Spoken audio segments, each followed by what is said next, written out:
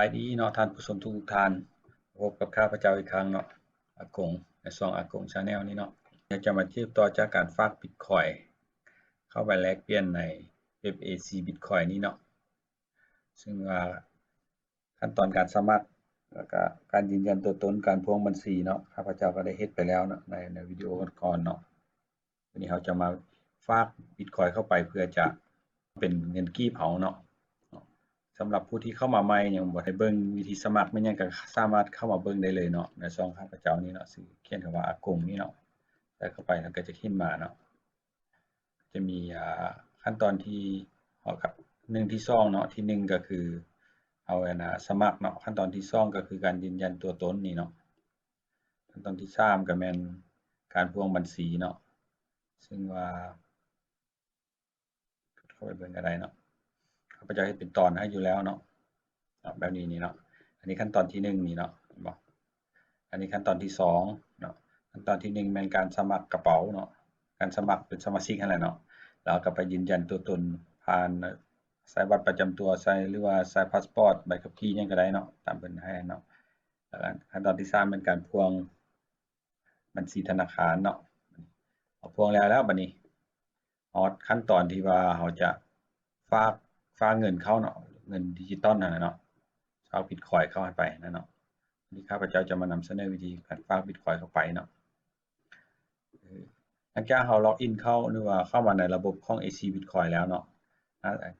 สำคัญก็ผู้ใดบ่ถนัดภาษาอังกฤษก็สามารถมาเปลี่ยนภาษาลาวได้อยู่นี่เนาะใส่ภาษาลาวนี่เนาะแล้วก็เข้ามาที่กระเป๋านี่เนาะเขียนกระเป๋านี่คือมันจะมีสกุลเงินต่างๆเนาะ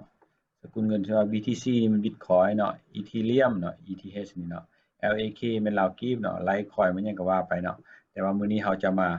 ฝากแม่น Bitcoin เนาะคือเข้ามามันจะถ้าเรามีเงินมันก็ยังเหลืออยู่นี่เนาะมันจะบอกเหลือเท่าใดเราซื้อเท่าใดรวมเป็นเท่าใดเนาะมันจะบอกอยู่นี่เนาะแต่มื้อนี้เรายังบ่ทันมีเดี๋ยวเราก็ฝากเข้าไปเนาะก็กดฝากนี่เนาะครับมันก็จะมีที่อยู่กระเป๋า Bitcoin ของเรานี่เนาะหรือว่าบางคนก็สามารถสแกน QR Code ได้เลยสินะเนาะซึ่งว่าข้าพเจ้าจะใส่ QR Code เนาะตอนนี้เนาะตัดกลับไปหาโทรศัพท์มือถือของข้าพเจ้าเนาะข้าพเจ้าจะใส่โทรศัพท์มือถือสแกนเอา QR Code แล้วก็ฝากเงินเข้ามาเนาะ